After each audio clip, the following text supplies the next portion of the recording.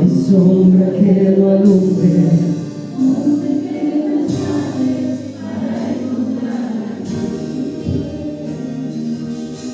No hay pared que no alumbre, mentira que no rompas para encontrarme a ti. Gloria a Dios. Dios es bueno. Dios es bueno. Así me gusta más, con energía. Dios es bueno, ¿verdad? Yo lo repito mucho porque es una realidad. Dios es la bondad personificada, el bien, el amor, la misericordia, todo en Él es su esencia. Así que bienvenidos a todos, un saludo a todos y también a aquellos que nos siguen a través de redes sociales. Les mando un abrazo. Bien, vamos a seguir tratando el tema que comenzamos la semana pasada. ¿Recordáis cuál era? El tema de la ansiedad. La ansiedad, la enfermedad del siglo XXI. La enfermedad no es una enfermedad, digamos, física, porque no hay fármacos que la curen. Es una enfermedad del alma y solamente hay una medicina que es Cristo, la cristomicina que yo llamo. Por eso la enfermedad, digo, es una enfermedad del alma. Y vamos a definir, vamos a repasar un poco, muy corto, lo que vimos la semana pasada. La ansiedad es una respuesta natural de nuestro cuerpo ante el estrés o una sensación de peligro. Es una señal de alarma, de alerta, que nos ayuda a prepararnos para enfrentar una situación difícil o para huir de ella.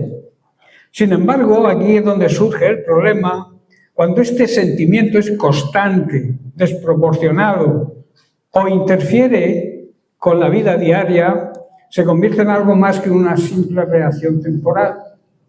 Y es importante decirlo con claridad.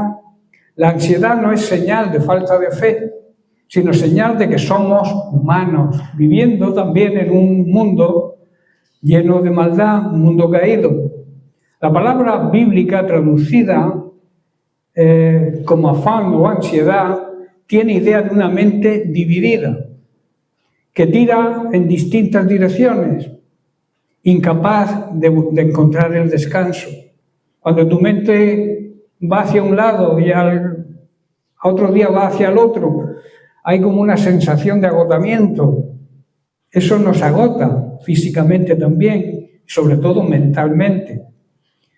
Por eso el Señor nos invita a tener una fe íntegra, total, una fe actuando y un corazón unificado, con una misma visión y una misma dirección.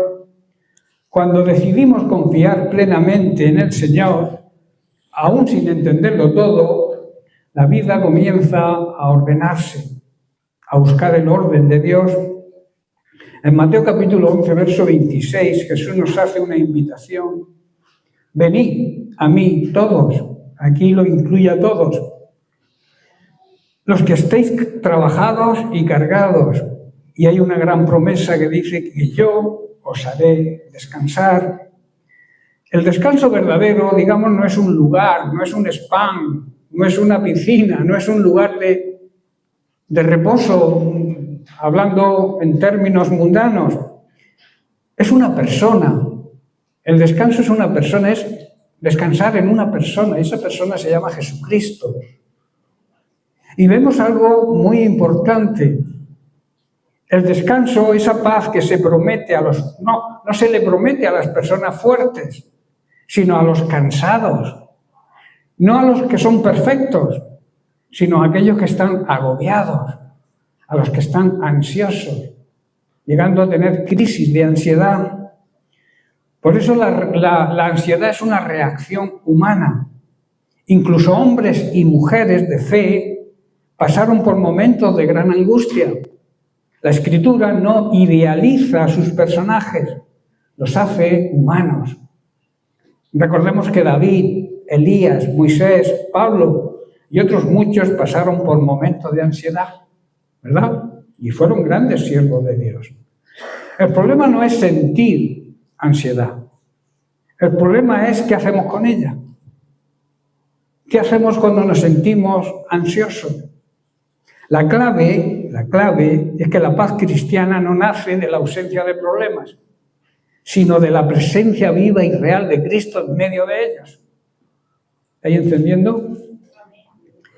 Es estar en Jesús, ser de Cristo. No se trata solo de creer en Él. Hasta los demonios creen, ¿verdad? O sea, no se trata solo de creer en Él, sino de permanecer en Él. Para poder vencer la crisis de ansiedad, no solo, repito, es creer, es necesario permanecer unidos a Cristo. En Juan capítulo 15, el propio Jesús nos dice, el versículo 1 dice, yo soy la vid verdadera y mi Padre es el labrador. Todo pámpano, toda rama que en mí no lleva fruto la quitará, y todo aquel que lleva fruto lo limpiará para que lleve más fruto. Y el verso 4 dice, permaneced en mí y yo en vosotros. Aquí vemos un intercambio grandioso, precioso. Permanecer en mí, entonces yo permaneceré en vosotros. Y dice y añade, como el pámpano no puede llevar fruto por sí mismo, una rama por sí misma, separada de la vid, jamás va a dar fruto. Si no permanece en la vid, dice, así tampoco vosotros, si no permanecéis en mí. Vamos a meditar en este pasaje. En primer lugar, Jesús dice, yo soy la vid verdadera. O sea, habla de una declaración de exclusividad. La vid verdadera no es nada más que Jesús.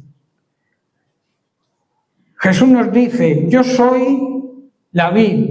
No dice, yo soy una vid. Tampoco dice, yo soy o podría ser la vid que alimenta a su iglesia. Con esto, Él está estableciendo una verdad absoluta. Fuera de Cristo no hay vida espiritual auténtica. Si tú no estás unido a Cristo, tú podrás decir que eres cristiano, que tienes fe, pero si no estás arraigado, unido, como rama que eres, al tronco, a la vid que es Cristo, no tienes vida verdadera. Israel había sido llamada la vid en el Antiguo Testamento, pero falló en dar el fruto que Dios esperaba de él. Ahora Cristo se presenta como el cumplimiento perfecto, la fuente real, viva y eterna de la verdadera vida en el Espíritu. Alguien dijo, no basta con estar cerca de la vid, hay que estar unidos a la vid. No basta con estar cerca de un enchufe de luz para que tú des luz. Necesitas conectarte. Si no, es imposible, por muy cerca que estés, si no estás unido, no puedes recibir esa vida, esa savia, esa vida que nace de la vid verdadera que es Cristo. Muchos conocen y hablan un lenguaje cristiano, frecuentan las iglesias a menudo, manejan, digamos, conceptos bíblicos, pero la pregunta es, ¿estamos realmente unidos a Cristo? En segundo lugar, dice, mi Padre es el labrador. Dios trabaja en la vida de cada creyente. Dios no es alguien que está observando, sino que está trabajando en la vida de cada uno de nosotros. Aquí se nos presenta al Padre como el labrador, no como un espectador. El labrador observa, examina, cuida, protege, pero también interviene. Dios no es indiferente a nuestra vida espiritual. Él mira el fruto, el proceso por el cual podemos dar fruto y también el propósito del fruto. El Padre trabaja donde hay vida, pero también trabaja donde hay apariencia de vida y hay necesidad de vida y hay ilusión por tener esa vida. Esto nos enseña algo fundamental. La vida cristiana no es estática, no es estar de brazos cruzados, no es venir a la iglesia los domingos y limitarnos a eso sin hacer nada más. Eso no es la vida cristiana auténtica. La vida cristiana es un campo en constante trabajo, en actividad. La vida cristiana tiene que ser activa. Luego dice el pámpano sin fruto. Aquí vemos una advertencia grande y urgente. La rama, el creyente que no da fruto. Todo pámpano que en mí no lleva fruto, lo quitará. Estas palabras quizás nos suenan incómodas, ¿verdad? No resultan cómodas, pero son algo muy serio. Tenemos que tomarlo con seriedad.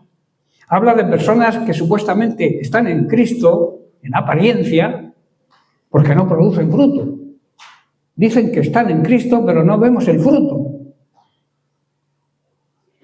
Digamos que hay una supuesta conexión externa, pero no una vida interna, verdadera. El fruto evidencia, es una señal de que hay vida verdadera. Donde hay vida, tarde o temprano, hay fruto. Donde corre la savia de Cristo, al final, hay fruto. Donde nunca hay fruto, hay que preguntarse si realmente hay vida o simplemente existencia. Hay muchos seres humanos que existen, pero no viven. Y lamentablemente muchos cristianos también existen, pero no tienen vida verdadera. Aunque antes Dios intenta levantarnos, porque la palabra quitar aquí significa también levantar, quitar del suelo, levantar, intentar restaurarnos, si ve que es imposible por nuestra mala actitud, dice que lo quita si no da fruto. ¿Por qué? Porque el creyente que no da fruto no glorifica a Dios. El creyente que no da fruto no cumple con su plan, con su propósito. El creyente que no da fruto ocupa un lugar sin vida real. Un ejemplo es la inutilidad de un árbol seco en medio de un huerto. Es inútil, ¿verdad? Jamás va a dar fruto si está seco. Esto nos llama, hermanos, a examinarnos. No con miedo ni con temor, sino con honestidad espiritual y preguntarnos de verdad, sinceramente, ¿estamos dando fruto? Y luego tenemos el pámpano con fruto, cómo Dios lo trata amorosamente. Aquel que da fruto tiene un trato, Dios tiene un trato muy amoroso con él. Y todo aquel que lleva fruto, dice, lo limpiará. La palabra limpiar significa disciplina.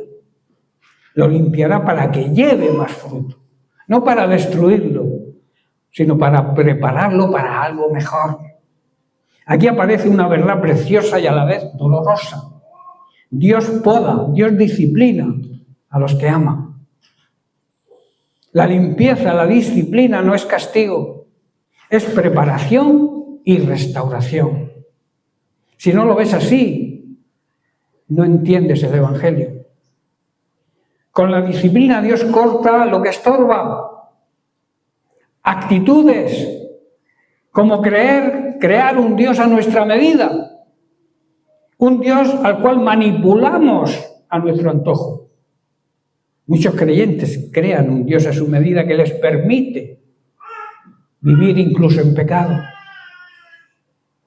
También corta la falta de pedir perdón o de perdonar si toca. También creer que estamos bien con Dios cuando andamos en pecado.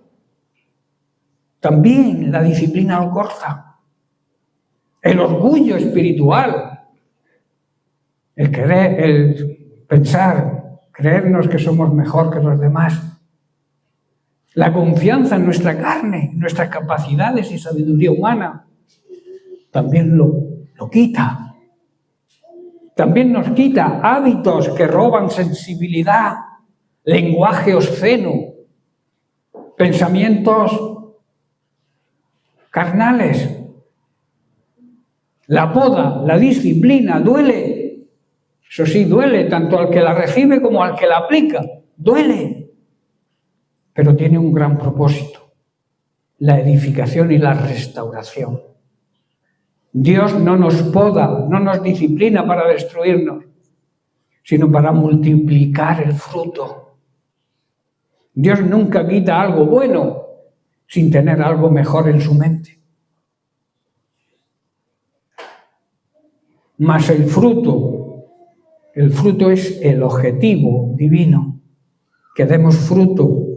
El deseo de Dios no es solo fruto, sino más fruto. El cristiano verdadero no se estanca, sino que crece, madura, profundiza cada día en la palabra de Dios y se agranda en gracia y en verdad. Va creciendo en todo eso. El fruto no es solo actividad. Algunos creen que dar fruto es hacer muchas cosas, pero no es así. El fruto es un carácter transformado, en primer lugar, a la figura de Cristo. El carácter, el fruto, es amor genuino, amor verdadero, el mismo amor que tiene Dios con nosotros. Santidad práctica. O sea, vivir la santidad. No decir yo vivo en santidad viviendo en pecado, no. Es aplicar la santidad, no de boca, sino de hecho. Y también el fruto es testimonio vivo y real, que no tire por tierra el Evangelio, como algunos creyentes con su testimonio hacen. Tiran, pisotean el Evangelio. Ojo con pisotear el nombre de Cristo. Dios no busca cantidad. A veces nos marcamos por la cantidad de miembros que tiene una iglesia. Pero eso no es lo que busca Dios. Busca calidad, busca santidad, busca personas enseñables, personas que aprendan, personas que acepten la disciplina. Por eso Dios no busca una transformación total, un cambio radical. Si no es así, estamos engañándonos a nosotros mismos. Estas palabras de Jesús nos confrontan con 3 preguntas esenciales que deberíamos tomar nota y hacérnoslas. ¿Estoy verdaderamente unido a Cristo o solo estoy cerca de Él? ¿Hay fruto visible de vida espiritual en mí? La gente ve que lo que decimos, que lo que predicamos va de acuerdo con lo que hacemos. ¿Acepto la poda, acepto la disciplina de Dios o la resisto, me vuelvo rebelde? El labrador, Dios sabe lo que hace. Si hoy estás pasando por un tiempo de limpieza, de disciplina, no te desanimes, no te pongas en contra de Dios.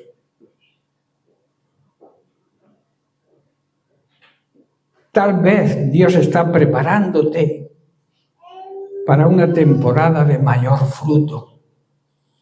Pero si rechazas, si no aceptas la disciplina, tu ruina es inminente.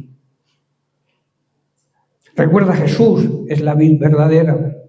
El Padre es el labrador fiel.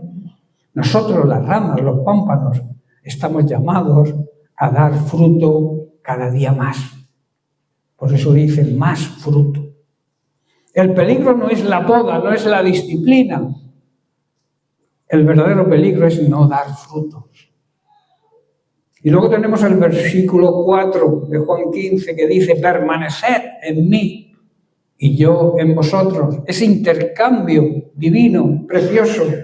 Como el pámpano no puede llevar fruto por sí mismo si no permanece en la vid, así tampoco vosotros si no permanecéis en mí. Son palabras de Jesús, no son mías. La obligación, la necesidad de permanecer en Cristo, de estar conectados a Él, a su palabra. Permanecer en mí es un mandato, no es una sugerencia, no es una opción. Jesús nos dice, si quieren, pueden permanecer en mí, o cuando puedan, podéis permanecer en mí. No está diciendo eso. Jesús dice permanecer en imperativo, orden, mandamiento. Es un llamado, es un mandato continuo, constante y diario. No habla de una experiencia, digamos, puntual, sino de una relación viva y constante. Permanecer no es visitar a Cristo de vez en cuando o venir a la iglesia cuando nos apetece.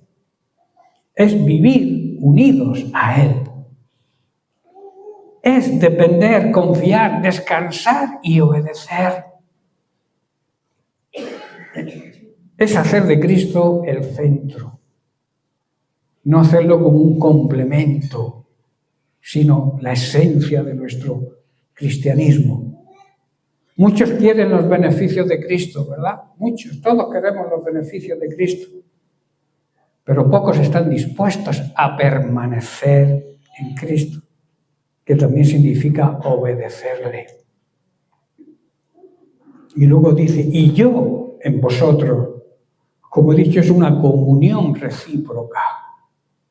Aquí hay promesas gloriosas y seguras para salir de la depresión. No solo se nos pide permanecer, conocer su palabra, estar cerca, conociendo su palabra, sino que Cristo promete permanecer Él en nosotros. Eso es tremendo, ¿eh? La vida cristiana no es un esfuerzo solidario o solitario, es una íntima comunión mutua con Él. Cuando Cristo permanece en nuestra vida, hay dirección en medio de la confusión. El mundo anda hoy confundido, hay muchos problemas en este mundo hoy en día. Pero si estamos en Cristo, el Señor nos va a dirigir. Hay paz en medio de la prueba. En medio de la ansiedad vas a tener paz si estás unido a Cristo o unida.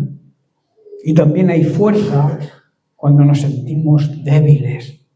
Si estamos unidos a Cristo, nos transmite su fuerza, su poder, su autoridad. No se trata de cuánto podemos hacer por Cristo, sino de cuánto permitimos que Él viva en nosotros y pueda hacer en nosotros. Luego habla de la incapacidad del pámpano por sí solo. Esto es una lección de humildad. Como el pámpano no puede llevar fruto por sí mismo, eso nos llama, es un llamado a la humildad. Muchos se creen que pueden dar fruto o hacer cosas para el Señor sin estar unidos de verdad a Cristo. Aquí Jesús desarma todo orgullo espiritual. El pámpano no produce fruto por su capacidad. La rama sola no va a producir nada por su capacidad, sino por su conexión con la vid. Separado de ella, aunque conserve la forma, no tiene vida, porque la vida está en la vid. La vida está en Cristo. Cristo es la vida. Él lo confesó, dijo, yo soy la verdad, el camino y la vida. Esto nos recuerda una verdad incómoda quizás, pero muy necesaria. La autosuficiencia es enemiga del fruto espiritual. Si tú te crees algo sin serlo, si tú te crees algo por tu propia capacidad, jamás vas a poder dar fruto verdadero, fruto espiritual, el fruto que Dios nos demanda. La oración sin Cristo es simple rutina. El servicio sin Cristo es la dinámica de hacer cosas sin corazón. El conocimiento sin Cristo es sequedad, es almacenar en el intelecto y no en el corazón. Y luego añade Jesús, así tampoco vosotros. Aquí vemos una advertencia amorosa. Jesús no hace excepciones. Nadie queda fuera de esta ley espiritual, porque esta es una ley espiritual. No importa la experiencia, los años en la fe, o lo que sepas y conozcas de la Biblia. Sin permanecer en Cristo no hay fruto verdadero. No hay vida espiritual real. No hay crecimiento genuino. No hay salida posible para dejar la crisis de ansiedad. Es imposible salir de una enfermedad del alma sin Cristo. Los médicos hoy te recetan medicamentos que no hacen nada, solamente te atontan para que te olvides de las cosas, pero no te sanan, porque la ansiedad, la crisis de ansiedad no tienen sanidad material, solamente Dios puede sanar, porque es el alma quien está enferma. La mayor tragedia del creyente no es caer ante las dificultades, sino vivir desconectado de Cristo sin darse cuenta. Muchas veces no queremos reconocer, no queremos darnos cuenta que estamos desenchufados de Cristo. Este versículo nos invita a examinarnos con honestidad y sinceridad. ¿Estoy permaneciendo en Cristo o solo funcionando en lo que ya he aprendido sin avanzar? ¿Mi vida espiritual fluye de la comunión con Cristo? ¿Fluye con su palabra? ¿O es un hábito o una costumbre que hacemos sin sentirlo? ¿Dependemos de Él cada día? ¿O solo en momentos difíciles? A veces recurrimos a Él cuando las cosas nos van mal. Pero ¿y cuando nos van bien? Nos olvidamos. Permanecer en Cristo implica tiempo, rendición, humildad y dependencia de Él. No es algo, digamos, automático. Es una decisión que tenemos que tomar cada día. La vida cristiana no se sostiene por tu esfuerzo humano, sino con una comunión con Dios cada día, una intimidad, una relación de Él a través de la oración, del ayuno, pero no de la rutina que a veces caemos. El fruto no se fabrica, se produce cuando permanecemos en Cristo. Cristo es la vid y quien da vida al pámpano, a la rama. Nosotros somos las ramas, los pámpanos. El fruto es el resultado natural de una vida unida a Cristo. Por eso, si queremos superar cualquier problema y queremos superar toda crisis de ansiedad, debemos permanecer en Cristo y que Él pueda permanecer en nosotros y dejar que Él haga lo que solo Él puede hacer. A veces queremos hacer lo imposible y lo imposible nosotros no podemos hacerlo. Limítate a hacer lo posible y déjale a Dios lo imposible. Y también debemos aceptar el trato del Padre y confiar en que toda divina, toda disciplina tiene un propósito eterno. Amén. Ahora, otra consideración importante a tener en cuenta para salir de la ansiedad, y es que debemos confiarle nuestras cargas al Señor, de poner en sus manos aquello que no entendemos, ni controlamos, y descansar, y tener esa paz interior tan necesaria. La paz interior es fundamental para salir de cualquier crisis de ansiedad.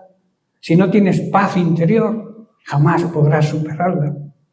Para superar cualquier tipo de crisis, debemos tener la verdadera paz, la paz de Dios,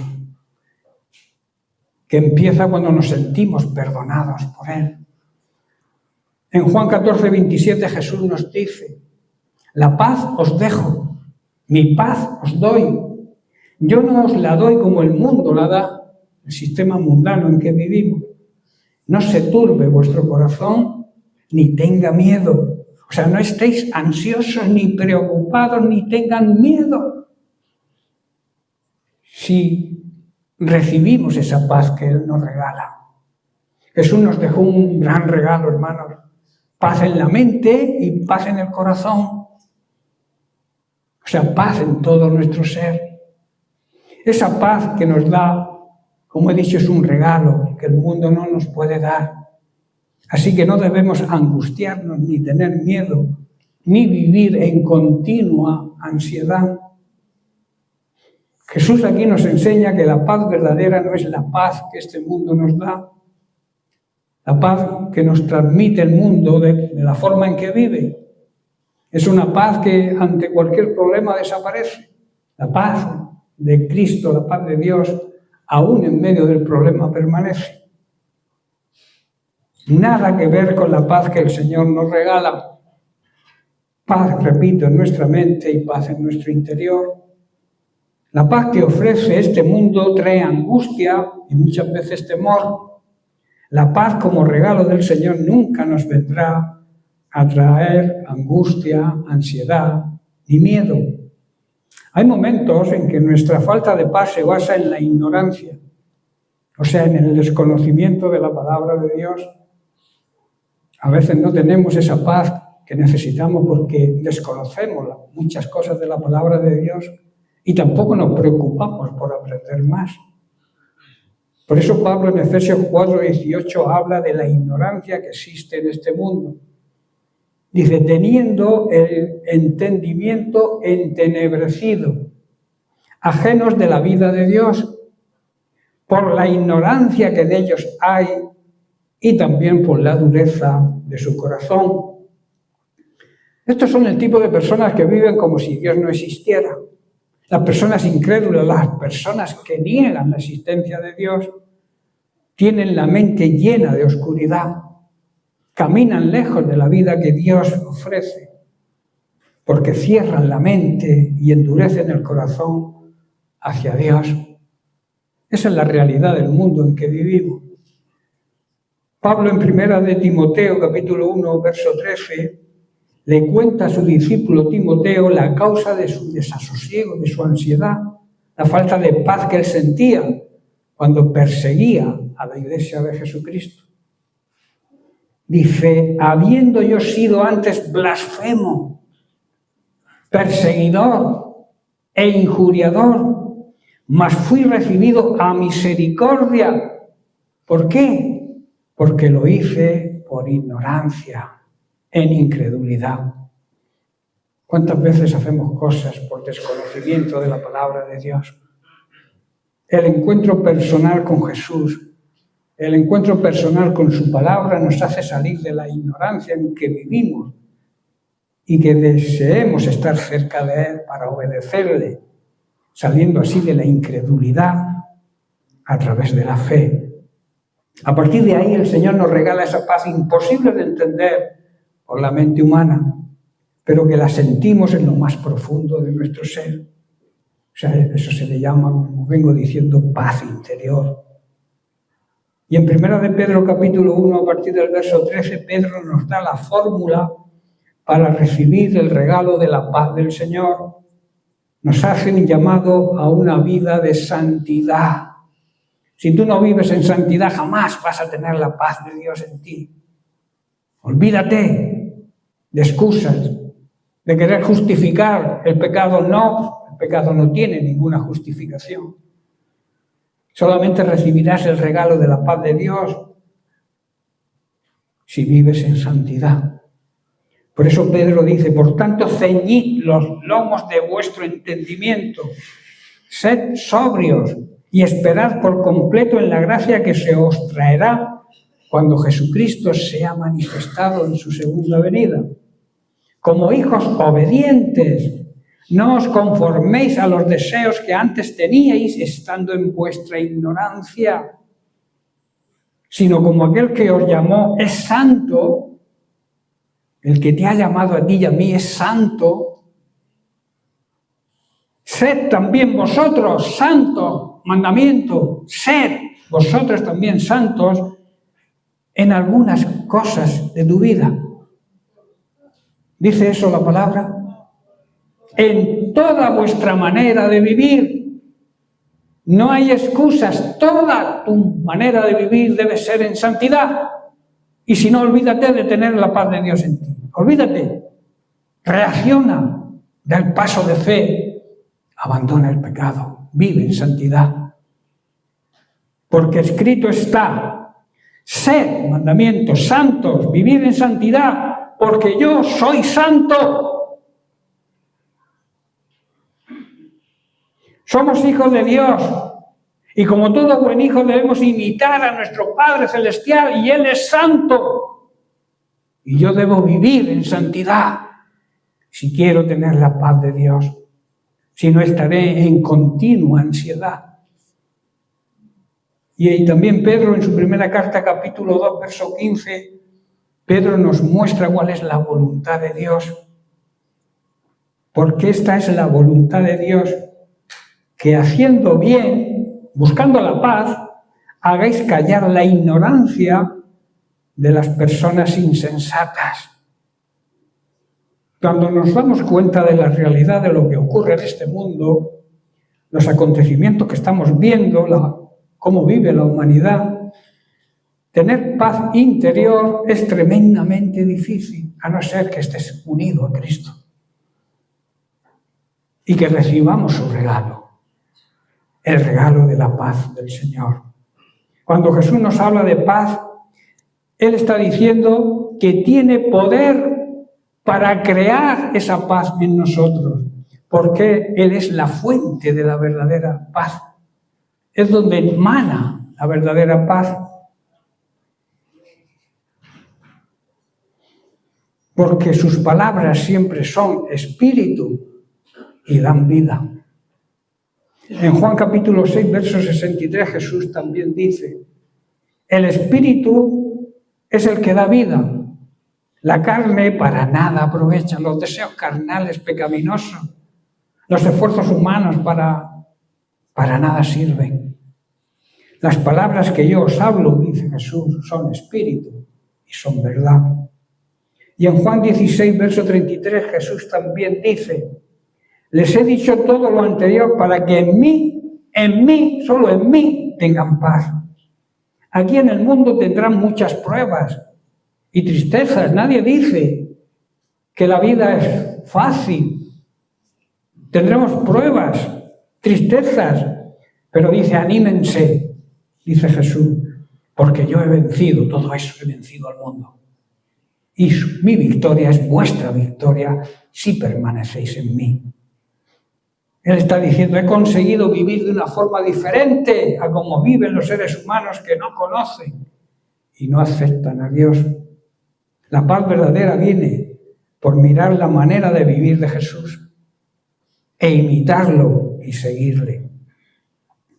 Y en Hebreos capítulo 12, verso 2, el autor de Hebreos nos dice: puestos los ojos en Jesús, el autor y consumador de la fe, el cual por el gozo puesto delante de él sufrió la cruz, menospreciando el oprobio, la afrenta pública, y como consecuencia dice que se sentó a la diestra del trono de Dios. Y en Hebreos 11, 27 vemos un ejemplo en el Antiguo Testamento. Fue por la fe que Moisés salió de la tierra de Egipto sin temer el enojo del rey. Siguió firme en su camino. ¿Por qué? Porque tenía los ojos puestos en el invisible. Los ojos puestos en Dios. Y en Hechos 7:55 vemos un ejemplo ahora en el Nuevo Testamento. Dice: pero Esteban, cuando lo estaban apedreando, lleno del Espíritu Santo, puestos los ojos en el cielo, vio la gloria de Dios. ¿Dónde tenía Esteban puestos los ojos? Y a Jesús, que estaba a la diestra de Dios. Mientras le estaban lapidando, vio la gloria de Dios. Qué gran contraste. Siendo ejecutado, vio la gloria de Dios. Y nosotros por cualquier problema ya nos quejamos de Dios. y pudo afrontar su muerte con esa tremenda paz que Jesús siempre nos ofrece, aún en los momentos más difíciles. Yo te haría la siguiente pregunta. ¿Dónde tienes puesta la mirada? ¿En los problemas? ¿En tus fuerzas? ¿En las fuerzas de tu vecino? ¿En la familia? Si las tienes puestas en Jesús, estás recibiendo el regalo de la paz que Él te ofrece. La verdadera paz se encuentra en Jesús. Él quiere que recibas la bendición de su paz, pero está en ti recibirla. No debes apartar la mirada de Él si la quieres recibir. Pero si no miramos a Jesús y miramos la paz que ofrece este mundo, seguramente nos llenaremos de angustia y de ansiedad y de temor, que son la consecuencia de no tener en cuenta a Dios en nuestra vida. Jesús es el refugio supremo contra la ansiedad. Volvemos a Jesús, a Mateo 11:28, donde dice: venid a mí todos los que estéis trabajados y cargados, y yo os haré descansar. No dijo: resuélvanlo por su propia cuenta, por su fuerza. Aprende a ser más fuerte. Ignóralo, ignora el problema. Eso es de necios. Dijo: venid a mí. Traedme el problema a mí. La cruz nos recuerda que Dios se hizo cargo del mayor de nuestros problemas. ¿Quién sabe cuál es el mayor de nuestros problemas? El pecado. Él cargó con nuestro pecado. Si Él resolvió eso, ¿cómo no confiarle todo lo demás? Todas nuestras circunstancias, todos nuestros problemas. Si Él nos liberó de la carga, de la condenación eterna que trae el pecado, ¿cómo no confiarle el resto de nuestra vida? ¿Entendéis, hermanos, la grandeza de la palabra de Dios? La paz de Dios cuida, pero también debe gobernar. ¿Sabéis por qué la paz gobierna? Porque Cristo reina. Y Colosenses 3:15, y ya estoy terminando. Colosenses 3:15, Pablo dice: y la paz de Dios gobierne en vuestros corazones, a la que asimismo fuisteis llamados en un solo cuerpo, la Iglesia. Y sed, importante mandamiento también, no opción, sed agradecidos. Y Juan 1:1 nos dice: en el principio era el verbo, era la palabra. Y el verbo estaba con Dios, era Dios. A primera vista parece que estos versículos van por un camino diferente, ¿verdad? Pero hay una gran armonía espiritual entre estos dos textos. Uno habla de la paz que debe gobernar el corazón y el otro nos eleva a las alturas eternas de Jesucristo, del Verbo, de Dios mismo. Cuando el Espíritu Santo nos guía y nos revela esta gran verdad, descubrimos que la paz que gobierna procede del Verbo, procede de Cristo, procede de la palabra de Dios, que reina o debe reinar en nosotros. Bien, pues lo vamos a dejar aquí y seguiremos la semana que viene, porque todavía quedan temas que tratar sobre la ansiedad. Que Dios les bendiga. Amén.